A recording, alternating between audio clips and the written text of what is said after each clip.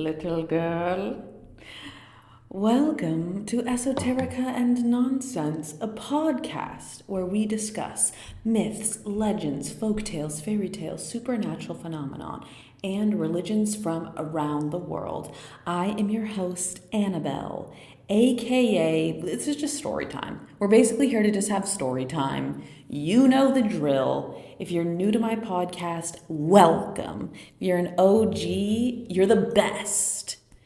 And yeah, I'm just really excited. I'm going to burn some Palo Santo right now because I've just been finding it's been very grounding, especially when I start to overthink. I'm starting to record myself on video for my podcast because I have discovered that that's what the algorithm wants now. I'm trying to feed this flippin' algorithm, people. And I learned today that the first two episodes that I recorded on video just didn't save to my camera. Fantastic. It's like 3 hours worth of me talking to myself. Don't worry, the audio is up, but I feel a little bit defeated. I feel kind of nervous because, I don't know, I'm not really technology literate, and it's taken me a few years to feel comfortable recording myself. And now adding the video component, I feel like kind of shy. Like I feel like, I don't know, I feel like I'm like at a middle school dance again. Also, is it just me? But I feel like middle school affected me more than I realized. And now that I'm 30, I've just been thinking back to like all these mean girls at my middle school and how much their opinion of me in middle school, I feel like it's like still a voice in my head or something. And yeah, like I feel like when I make my podcast, I'm like thinking about all these assholes from my middle school, like finding me and hating on me or something. And I've just kind of been like unpacking that. I feel like that's really sad. And and yeah. Anyway, hello. Welcome to 2025. I'm loving 2025. I don't know about you. And today I've chosen an incredible topic. Today we are going to talk about Manichaeism. I don't know if you can hear these peppers barking in the background, but I literally waited 10 minutes to start recording and I was like, you know what? I'm going to let them bark. I'm going to let them get it out. And then I start recording and they're just back on the bullshit. They're just back on it. The peppers love being on the podcast. We're going to have to get a live interview. I don't really know their names, but I have seen their bodies through the window, and they are medium, short-legged, round boys. One of them is kind of like a hot dog dog, like he has like the complexion of a hot dog. And then the other one is like white with brown spots, but they're very round, like almost square in their proportions. A little bit longer than they are round, but they're very round. They have short legs, but they are medium boys. That's why I called them a short leg, medium, round boy. And they just barked, so I'm going to take that as agreement. Manichaeism. What is it, you ask? I'm so glad that you asked. Manichaeism is a religion that I had actually never really heard of until I started doing Wikipedia deep dives in the middle of the night, which is why I started this podcast. And Manichaeism is a religion that in many ways has been forgotten, but has quite a large legacy on the world and specifically on Christianity. Now, if you have not listened to the episode about Zoroastrianism, I highly recommend that you do. In a big way, Manichaeism is almost like Zoroastrianism part 2, part 2. Kind like it's similar in a sense to what Christianity is to Judaism, because in many ways Christianity is like an add-on to Judaism, but in another way they like rebranded the whole religion and has distanced themselves from like the culture of Judaism and a lot of the original holidays. And so like Manichaeism is like same but different, if that makes sense. Let's get into it. Let's get into it. Enough of me pontificating. Also, I like to remind everyone, I've said it once and I'll say it again. I grew up in the United States of America, And I have essentially like a peasant education. So I'm researching this on the internet. I've also done a bunch of like my esoteric research like on my own and books and whatnot, but I always just want us to look at the historical lens of any kind with a critical mind, right? Because who's the one writing these histories down? Like usually men who have been colonized in some way. And often the history we read is read by colonizers, right? So I don't know. You already know the drill. I go on this rant. It seems like every week. But I just wanted to throw that out there as a reminder. Okay, so what is Manichaeism? Manichaeism was a religion that was actually started by a man named Mani. And Mani was born around the year 216 CE, or as us older folks were taught, AD, right? But I think CE now means current era. So anyway, he was born around 216 and died in around 274. So this was before Christianity became the official religion of the Roman Empire. This is this is like an interesting time in the ancient world because from our perspective we consider this ancient, but this was the time when the Egyptian empire was now being colonized mostly by the Arab world and then in some points by the Roman Empire. There was a lot of globalization happening. And as a reminder, this is a good few thousand years after Zoroastrianism was created, right?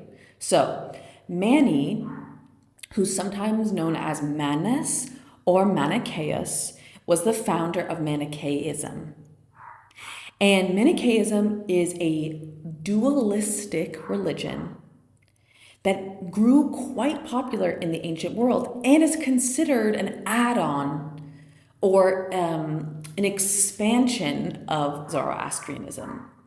Mani was a Persian prophet and a spiritual teacher who sought to synthesize elements of various religious traditions into a universal belief system.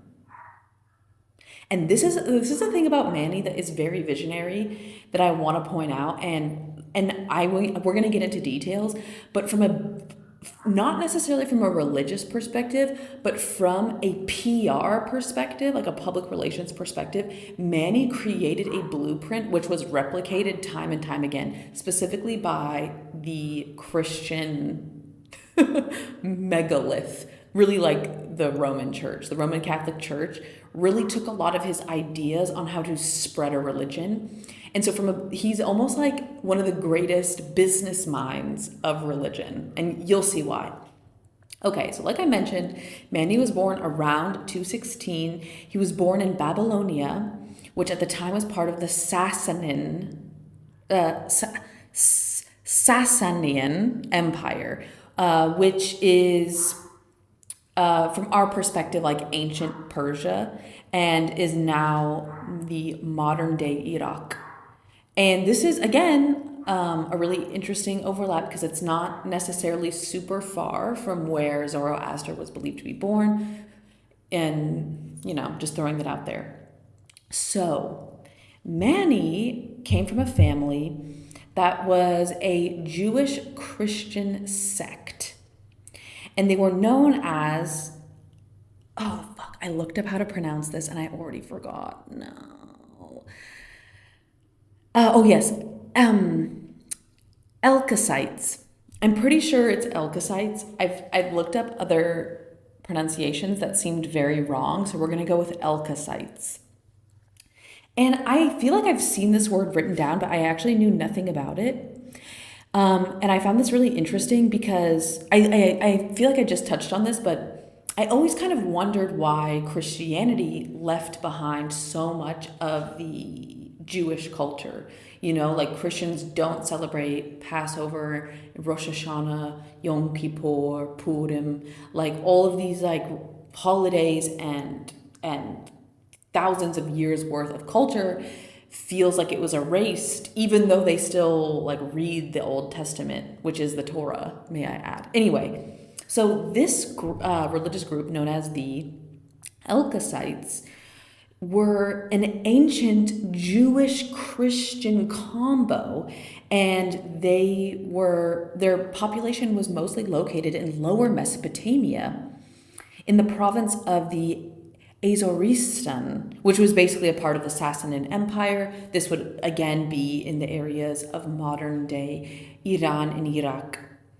And this group had most of its popularity between the years 100 and 400 CE.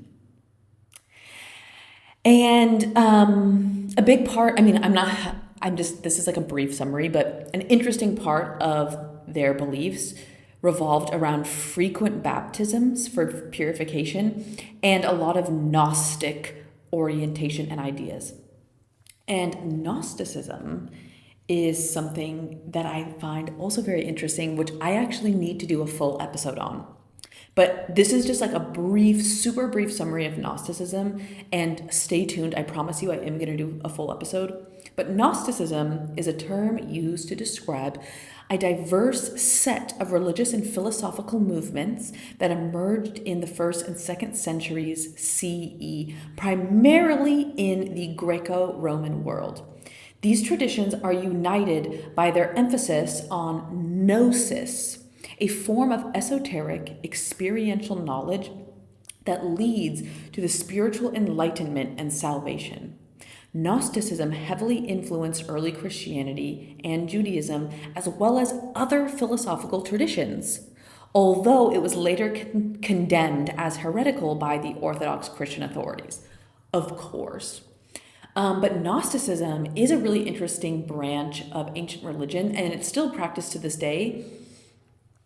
It really focuses more on the theology aspect of religion, and so it's very heavy on reading ancient religious texts and really studying them almost academically, and working on things like translating them. What do they really mean? What are the contexts of these? What are the interpretations? In a sense, what's happening? No. Dude, sometimes my recording equipment tries to connect to my cell phone, and it's like, why would I be wanting to connect to my cell phone while I'm recording through my microphone? Hello? I feel like I'm taking crazy pills. What was I talking about? Gnosticism. Interestingly, so like when I was in high school, I was doing like late night deep dives, and I stopped studying my schoolwork, and I started like buying books at bookstores and like going on crazy online tangents. But I ended up watching a really interesting documentary about theology, and how theology is like the grandchild of Gnosticism, and how that is what created the quote unquote Illuminati. And according to this documentary, the Illuminati really, all it really was a group of Americans who we consider the founding fathers, who wanted to secede from Britain, and primarily because they wanted religious freedom. And essentially, according to this documentary, the founding fathers and a lot of other Americans, including George Washington and whatever, were meeting in secret to have theology meetings and to essentially like read ancient scriptures and unpack them academically, which I do find an interesting subject. I don't necessarily trust that these white men had any interesting hot takes, but I do really respect the practice. I am very interested in the idea of Gnosticism and the idea of academically understanding ancient texts, from many perspectives. Shout out Carl Jung. Carl Jung, I feel like, was Gnostic, maybe knowingly or unknowingly. I have no idea. Okay, so Mani, who is the prophet of Manichaeism, had a very interesting life. And this does kind of remind me of Zoroaster. Okay, wait 1 second. I need to adjust my chair. I hope that it doesn't make a loud noise. Please, please, please. Oh yeah, there we go. We need the full butt cheeks on the chair. We don't like the half butt cheek situation. So, at the age of 12, Manny allegedly reported an incident where he received his first divine revelation from a spiritual being, which he called the twin, or sometimes he would call it his heavenly self. And essentially, it was a figure that guided him throughout his life. So this was at the age of 12. Fast forward to the age of 24, he received another revelation instructing him to leave his family's religious sect and to preach a new universal religion. This is where the PR really comes in. So, like, in a nutshell, Mani's teachings aim to reconcile and transcend existing religions. So he combined elements of Zoroastrianism, Christianity, Buddhism, and Gnosticism. Very interesting. The key doctrines of his religion include: 1, dualism. Essentially, a central aspect to this religion was the struggle between light and darkness, which does remind me a lot of Zoroastrianism and, of course, Christianity. According to Mani, the world is a battleground for the two opposing forces of light and dark, or good and evil, and that the human soul, which is a fragment of light, is trapped in the material body, which is made of darkness. Interesting. Another key principle of Manichaeism was salvation. Salvation involved a person liberating his or her soul from the material world through knowledge, or gnosis, aesthetic practices, and ethical living. Mani viewed himself as the final prophet in a line that included Zoroaster, Buddha, and Jesus. For me, that's always a red flag. Like, I don't know how I feel about prophets necessarily, but when someone proclaims himself a prophet, I feel like it's a red flag. And I think if somebody proclaims themselves the last prophet, I feel like that's a huge red flag, right? Like, that's when I start getting skeptical of you.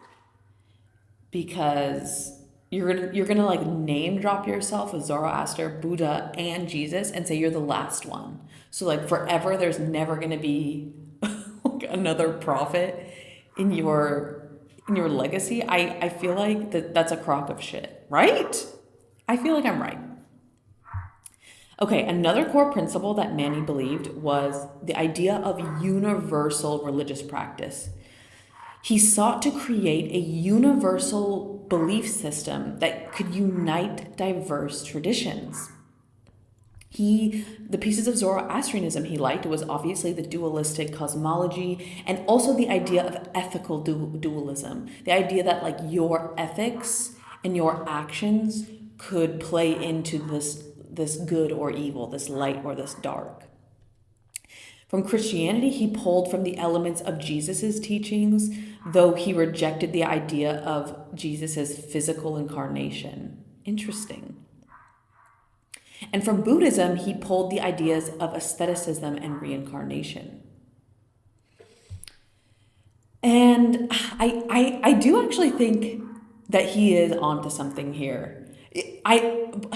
What I'm not sure about, though, like just reading a lot of this information, is that I'm not necessarily mad at the things he's pulling from, but I'm almost wondering if he did this to be famous. You know how like some kids are like, I want to be famous, and at this time obviously there wasn't like movie stars.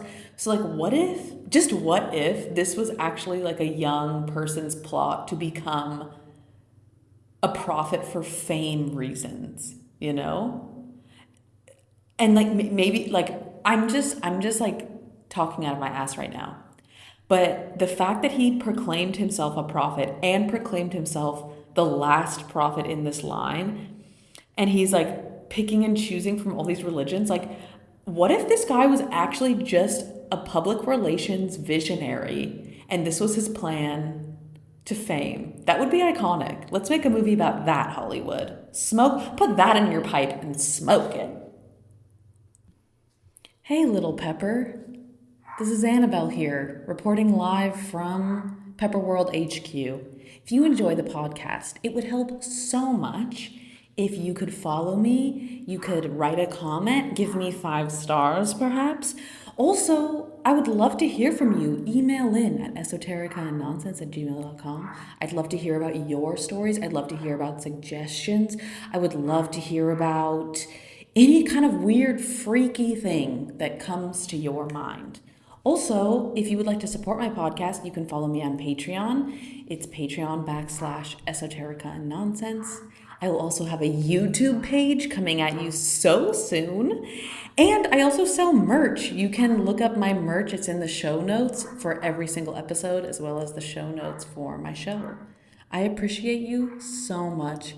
I made this podcast to connect with cool, freaky people like you. So thank you so much. Dude, these peppers are just barking up a flippin' storm. This is their world. It's not mine.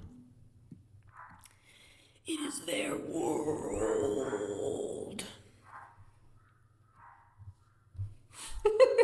Okay, I'm just here zoning out. Okay, so one aspect, and okay, this is actually playing into my theory. One aspect about Manny that really kind of goes into this idea of him being a public relations genius was his method of missionary work. So he was all about preaching. Manny would travel widely throughout the ancient world, and he would preach about his religion in ancient Persia, Mesopotamia, and beyond. His teachings gained followers in the Sasanian Empire along the Silk Road, reaching as far as India, Central Asia, and the Roman Empire. And think about that, like, that's fucking visionary. He was going along the Silk Road and preaching. What? That's iconic. Another interesting aspect that Manny did, which again was brilliant from a marketing perspective, is that he would hire local artists in different places to do renderings of himself as a prophet. So for example, like in India, he would have an Indian artist draw him. And in Mesopotamia, he'd have a Mesopotamian artist. So along with his preachings, people would get art that was localized to them. Does this ring a bell? Because this is classic Christian methods of missionary work. The Christian world is known for doing this. All around the world, wherever they spread, they have local artists do renditions of the Mother Mary and Jesus. Like, it feels like it's copy and pasted from Manny's vision. Manny was also considered to be a prolific writer. He was composing works in multiple languages, including Syriac and Middle Persian. His key texts included the Shaburagan, which was written for King Shapur I, and this summarized his teachings. It had a living gospel, which was a sacred text for Manichaeans, as well as a book known as the Treasure of Life, which had the Book of Giants and many others. And that is crazy to me because I have heard of the Book of Giants, which I believe was a part of the Book of Enoch. And I didn't realize that this was considered to be part of Manichaeism. And if you don't know, the Book of Enoch, which includes many books, and also the Book of Giants, were found in versions of the Dead Sea Scrolls, not versions, they were found in the Dead Sea Scrolls, as well as some other ancient religious Christian texts that were found in the Middle East. And I always wondered why they weren't included. And obviously, now it makes more sense to me that the Roman Catholic Church was not having Mani. But I do find this to be very, very interesting. And I'm going to get into the Book of Giants in just 1 second. So, of course, as we expect, Manny was a very controversial character. People were not liking him. A lot of people who weren't converting to Manichaeism despised him. Now, I wasn't there. I can't necessarily make a personal judgment, but just like for me reading the facts, there is a part of me that thinks that Manny was more business oriented than he was spiritually oriented, simply based on how much he was trying to spread the religion. Like this almost feels like like a business, But again, like maybe his methods were just co-opted by people like the Roman Catholic Church who used it more as like a colonization tactic. Maybe Manny like really did this out of the goodness of his heart. Like who am I to say? I'm not trying to destroy his character right now. But from the facts that I'm reading alone, I'm just smelling like a little whiff of like, I want to be famous. I'm an entrepreneur. Like that's the kind of guy that Manny's giving me. I hate to say it. So, without surprise, a lot of people were really skeptical of him and didn't like him. And interestingly, specifically the Zoroastrians really didn't like him, which is understandable because I'll remind you from the Zoroastrianism episode, a big aspect of the religious teachings of Zoroastrianism were really about simplicity, right? Having kind intentions and doing kindness for the sake of kindness. So I could see why Zoroastrians may have an issue with Manny, thinking him maybe to be a little ego-driven and so focused on converting followers and like focusing less on charity and just being kind, which are kind of like the cornerstones of Zoroastrianism.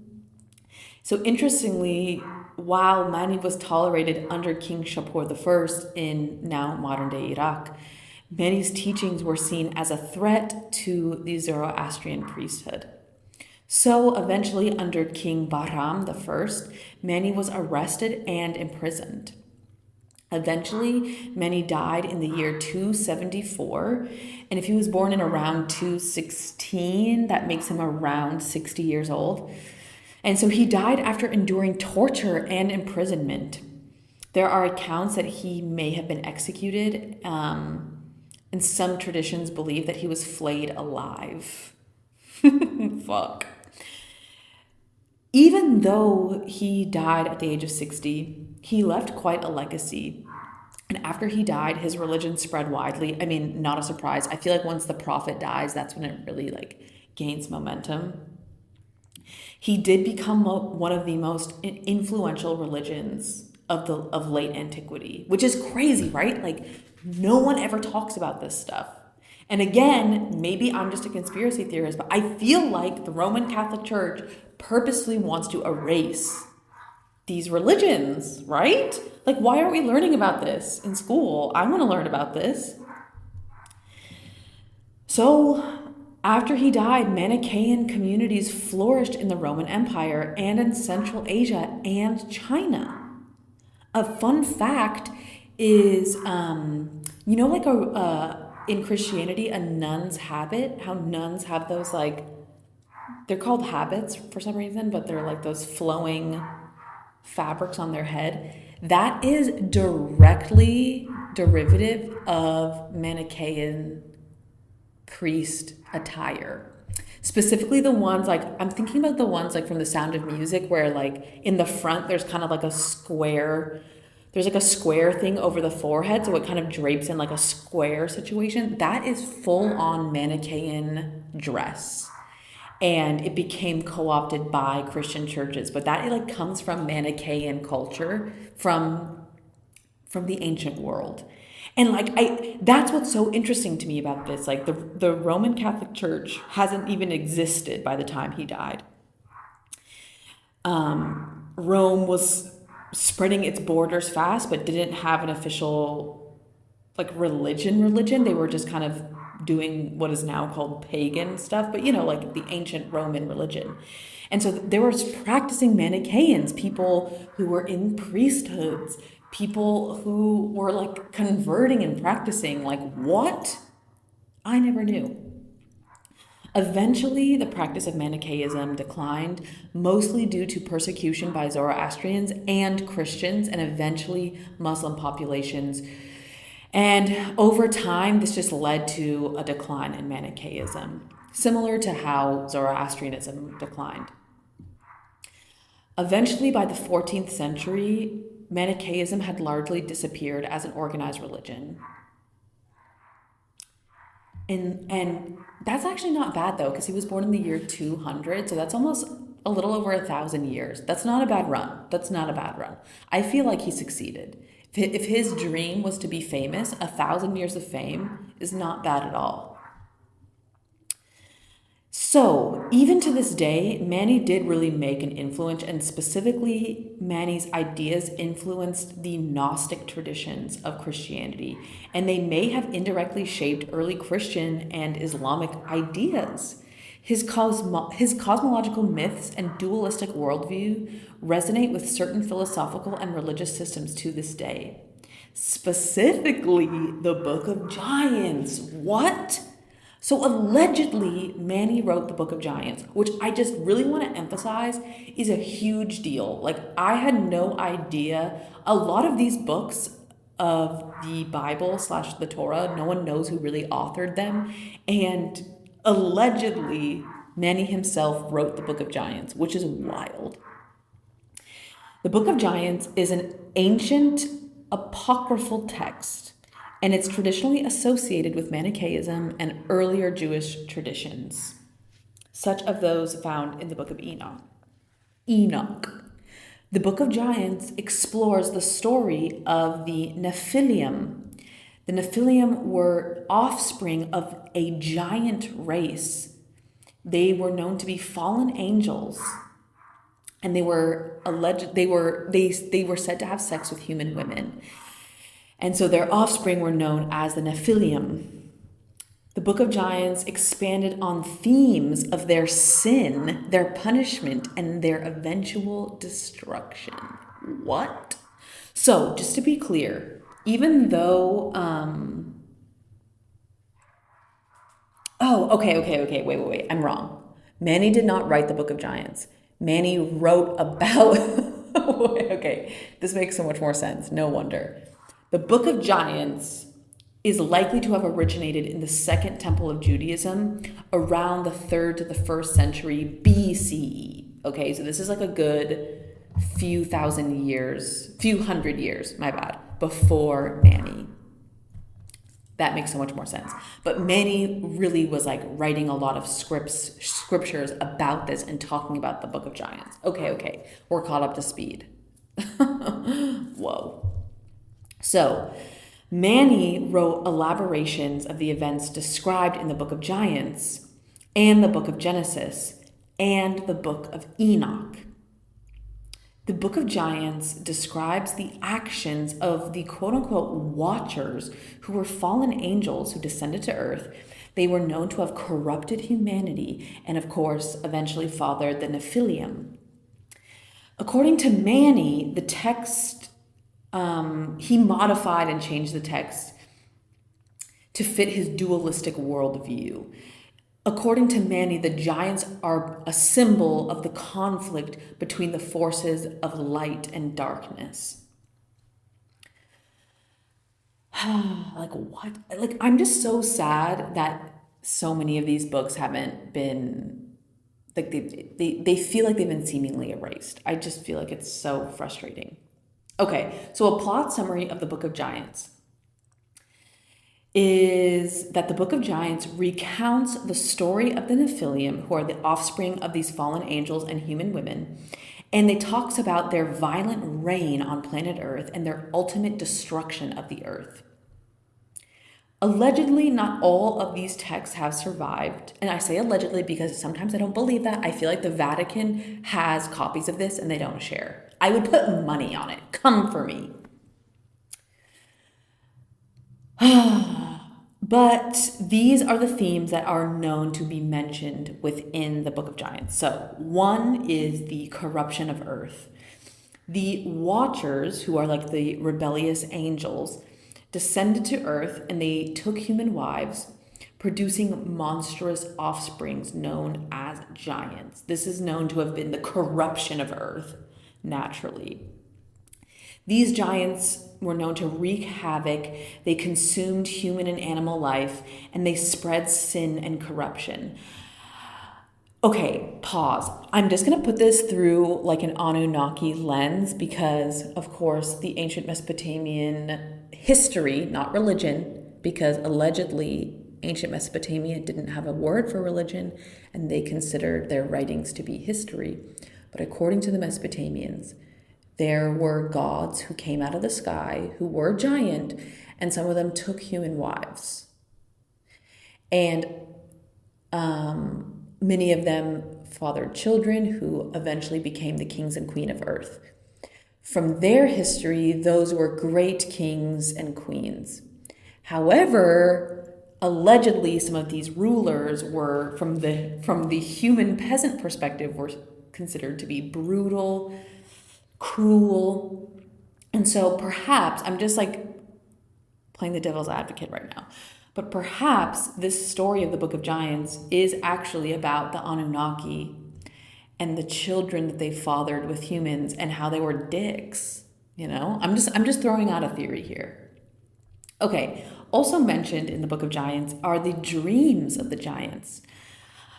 According to the Book of Giants, these children of the fallen angels and humans began to have apocalyptic dreams foretelling their destruction as punishment to their actions. One giant known as Oya dreams of a divine flood that will annihilate them. Another, known as Mawe, dreams of a heavenly tablet describing their doom. Hi there. Did you know that humans are made mostly of water? Something like 80% or something? I don't remember the stats. But water's crucial, you guys. Water's crucial. Have you been drinking water today? I highly recommend. You can also add a little bit of like pink salt or Celtic salt or some nice like real salt to your water to help your electrolytes. You can do a cucumber infusion. You could add some mint in there, some chia seeds. Like I'm inviting you to be creative here, but I'm also here to remind you, drink your water, baby boy. Drink your water. Really helps with the function of the nervous system, the function of the bowels. We're talking optimal functioning here. Drink your water, baby. I do really wonder how much is in the Vatican, how much like in the Vatican library. I don't know if any of you have listened to my first episode, which is about labyrinths, but there's a portion of that episode where I talk about a priest who was employed by the Vatican who was hired to spend like 20 years of his life or something in northern India and Nepal and literally just kept extensive journals. And apparently this was like a common practice in the Vatican for hundreds and hundreds of years. They would send priests around the world to keep detailed journals of all kinds of things: history, local customs, religious beliefs, and specifically ancient history. And specifically in the labyrinth part, there was this priest who was spending time in Nepal at least 1,000 years ago. And he talks about a local legend where there was a castle in the area whose walls were surrounded by a labyrinth. And allegedly this was in Gorakhpur, which I've actually been to. So they say that like the palace had a city around it, and around it, a giant labyrinth. And according to the local legend, the word labyrinth was also interchangeable for the word castle. And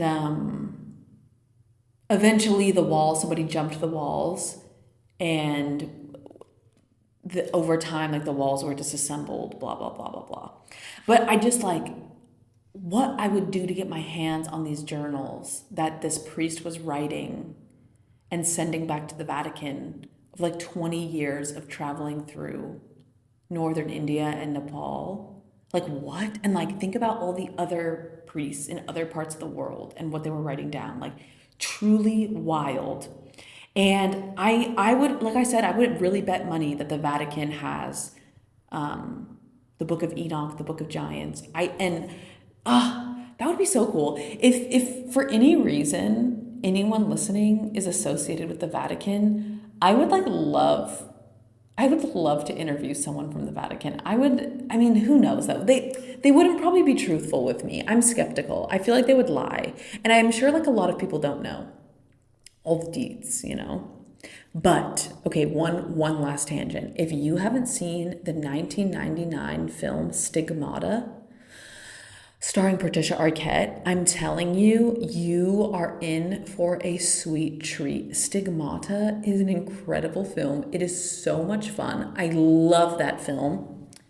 And there is actually like some aspects of the film which is like based in reality, which was that when the Dead Sea Scrolls were found, there were gospels that were translated and not added to the Bible. Like, even though they are considered part of the OG Bible / OG Torah, the Vatican deemed them as heretical, which is crazy. How can you deem scriptures that are older than your own religion and deem them as heretical? Like, that's crazy. You know what I'm saying? This is the kind of stuff that keeps me up at night, you guys. Okay, back on track.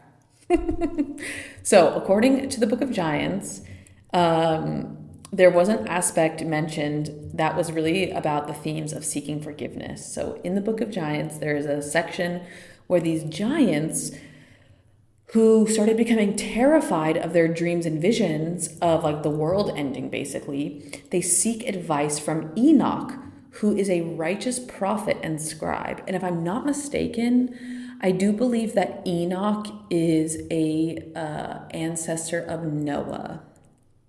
According to Enoch, according to the texts, I should say, Enoch hand wrote letters to God on their behalf, but the giants' pleas for mercy were ultimately rejected.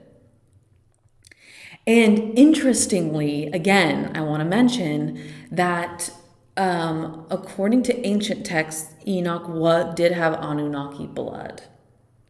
So, like, let's say Enoch, if his name started with an E-N, he was probably the son of Enlil, right? I'm just like looking at this with an Anunnaki perspective. But like Enoch, I'm assuming was the son of Enlil based on his name. And these other giants who are quote unquote half-breeds could have just been bastard children of other Anunnaki and therefore didn't have claim to their thrones, but just had a bunch of power over human beings. So the fact that Enoch wrote a letter to God could have been Enoch writing a letter to his dad, asking basically for his cousins to have mercy, right? And his dad was like, no, your cousins are a liability, right? That's just like what I'm picking up on this. Maybe I'm nuts. Okay, another aspect of the Book of Giants was divine judgment. In the Book of Giants, God decrees that the giants' destruction, God decrees that the giants must endure destruction. And that's what sets off the catastrophic flood. And that actually is interesting because that is a change of narrative, right? Because the catastrophic flood in the Bible is said that God is basically tired of humans and how selfish they are. Whereas in this story, God is tired of the giants and how entitled they are. At this point, the parents of the giants, who are the fallen angels, were imprisoned by God, and the earth was cleansed of their offspring and their corruption. Dude, this is honestly sounding a lot. This is like sounding deeply Anunnaki encoded. If you don't really know exactly what I'm talking about, I highly recommend to check out Introduction to Aliens Part 1. I also feel like I should just do a full episode on the Anunnaki. Believe me, I've like started notes so many times and I've gotten overwhelmed because it's like, where do we even start? There's so much to cover. Like, do I talk about the whole pantheon? Do I like talk about the pantheon in relationship to all the religions in the world? I start getting stressed. My brain starts going everywhere. I'm really just trying my best here, you guys. I'm just one guy. So that I just gave you a brief summary of like what the Book of Giants says. But this was like Mani's take on it. So Mani made certain adaptations to the text of the Book of Giants. And he really kind of takes it more to a cosmic dimension. According to Mani, the giants symbolize the chaotic mixing of light and darkness in the material world.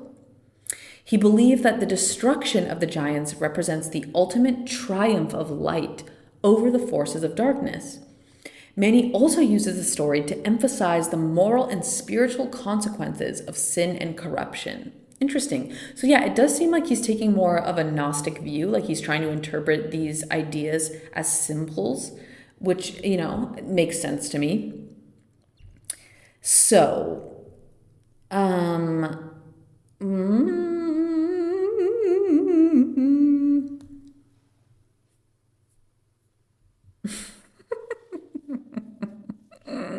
Okay, I'm so sorry. My notes are insane. I'm insane. Okay, so the last thing I really wanted to touch on was other greater impacts that Mani had on the religious world. And I did talk on this earlier. I did speak on this earlier. Yes. But Mani really did make a huge impact on the modern world, even if we don't know his name or hear about his religion. And so a really big aspect of Mani's visionary prowess was the idea of creating a universal religion. Mani envisioned Manichaeism to reach all people of the world, regardless of their culture, ethnicity, previous religious background. And he wanted it to appeal to people anywhere. That is part of why he integrated elements of Zoroastrianism, Christianity, Buddhism, and Gnosticism. And Mani created a religion that was both accessible and adaptable. His teaching focused on the cosmic struggle between light and dark, and he often would try to simplify his teaching so that everyone could understand them. And of course, his missionary efforts were really kind of what makes him such a visionary, or like a colonizer, perhaps.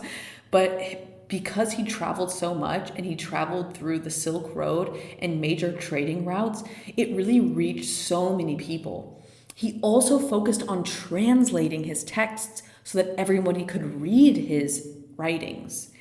And like I mentioned earlier, he was very dedicated on art. He believed that art could help translate theological ideas, but also art made by local artists would make certain visuals more digestible to a lot of people. This is really what helped him gain so many followers. And also, I think, why he received so much tension from other religions. I think a lot of other religions saw him as someone poaching their followers and like perhaps as like a schemer.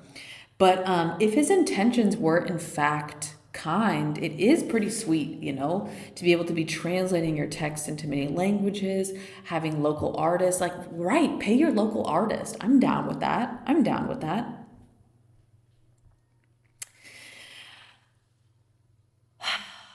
I just, it just makes me so sad I haven't learned about this. You know, it makes me sad that I have to like research this myself and that I didn't hear about this like in school or something. Interestingly, little fun fact, when Manichaeism when it grew to its biggest in practicing population, It was very popular specifically in China, specifically during the Tang Dynasty, mostly because it blended very well with the Buddhist and Taoist traditions. And it wasn't really received so well in the West. I think a big part because once the Roman culture made the head of Christianity the Pope, they pretty quickly shot Manichaeism down as heretical and against the church. And one of the biggest legacies Manichaeism left is on the practice of Gnosticism, the theological practice of interpreting text. And Mani is often regarded as one of the most prominent Gnostic teachers of antiquity. His dualistic cosmology, which divided the universe into realms of light and darkness, became the cornerstone of Gnostic thought. Mani's emphasis on esoteric knowledge as the key to salvation aligned with earlier Gnostic traditions, but he also systemized these ideas into a cohesive theological framework. And I do think that's like really important to think about because Gnosticism did really shape a lot of the minds of the early 19th century and the 18th century, actually. A lot of the men who started the United States of America, who again were like not necessarily good people, but I'm just saying a lot of those people were studying Gnosticism, and also a lot of the scientists of the age were studying alchemy, which does tie into this quite a bit. And I was mentioning also in my last episode about the French Revolution and people starting to question authority and interpret religious texts for themselves. And that's really kind of what Gnosticism is about. It's about asking questions and doing your own research to try to interpret these ancient texts, which is truly revolutionary. And if you haven't listened to the episode on Johnsonism, one could claim that the movement of trying to understand religious texts on your own, in big part, created the atmosphere which led to the French Revolution. And my knowledge about the what is it called when you study the planets? Astrology. My astrology knowledge isn't extensive, but what is it like? Neptune and Saturn are in the same placements they were during the French Revolution, right? Am I right? I think I'm right. I don't remember. Don't quote me on that. Don't quote me on that. Okay, so a lot of influences that Mani made on the Christian church. One of them I mentioned was just like the simple nuns habit that comes from Manichaean culture. But also through the lens of Christianity, Mani positioned himself as an apostle of light. And he claimed to be the final prophet in a lineage, right, that I mentioned, include Jesus, Zoroaster, and Buddha. And he reinterpreted Jesus solely as a spiritual figure. So Mani did not believe that Jesus actually incarnated into human form, that he was only a spirit. And of course, the Orthodox Christian beliefs were not having that, and that was another big reason why they couldn't stand him. But a lot of his written texts about dualism did actually affect Christianity quite a bit. And it did inspire writers like St. Augustine.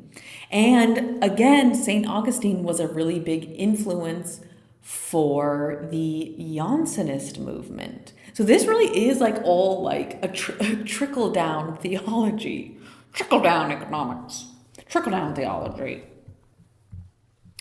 And of course, like I mentioned earlier, Mani adopted a lot of like basic ideals from Zoroaster, the idea of like light versus dark, which in Zoroastrianism, the light is referred to as Ahura Mazda and the dark as Angra Mainyu. And again, the Zoroastrians were not really having Mani. They did not like him, and they did not really see him as adding on to the religion. And so this, again, is really what created the the setting for him to be hated by a lot of people. And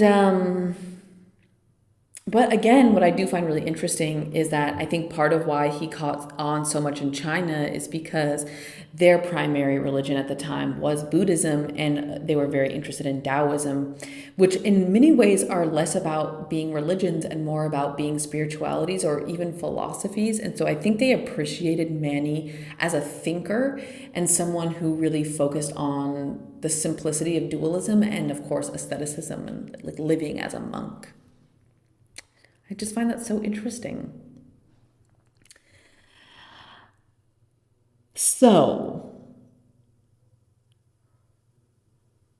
I feel like I can go on forever. Okay, I have more in my notes, but I feel like I'm like beating a dead horse here. I feel like uh, I'm like almost like repeating certain things, but I'll just do a couple honorable mentions. So one of them is that Mani was remembered as a prophet, and his teachings were sometimes conflated and related to the teachings of the Sabians, who were a group that were actually mentioned in the Quran. Also, the Sabians are known to be the original inhabitants of the city of Rome before Rome kind of became the ancient Australia. I should do an episode on that. So basically, what I'm saying is, according to some people, it is believed that Mani was actually pulling from even more ancient religions, specifically of the native group known as the Sabians, who inhabited parts of ancient Rome and as well as parts of the ancient Mediterranean peninsula. Also, Mani and his illustrated text inspired very many later religions and art traditions, particularly in Central Asia and China. And I also think it's really important to think about his legacy on art. Like, I think Mani inspired more local people to do their interpretations of different prophets or what have you throughout history. And more than anything, I think Mani's biggest legacy was that he left an academic and theological legacy. People were inspired that he was writing about his interpretation of texts, and it left a legacy going on in many religions, regardless if they believed him or not, of this theme of having your own ideas about a religious text and writing about it. And of course, perhaps his biggest legacy is the idea of universalism. He really did try to create a universal religion, and this you could claim as it was replicated by the Christian church to try to make the religion appeal to everyone, and I guess from the Roman Catholic perspective, to enforce the religion on everyone. But he had some really interesting PR techniques that were very, very effective. And that, my dear friends, is Manichaeism. If I was to see a Hollywood movie, I would love to see a Hollywood movie about this guy. This seems so much more controversial to me, and so much more interesting than like these stories that we keep hearing. Like, they keep trying to make movies about Jesus or whatever. Like, I would love to hear the story about Mani told dramatically, soap opera fashion in an ancient setting. Make that. Hire me. I'll write the movie, damn it. Thank you so much. You're the best. Have a beautiful evening.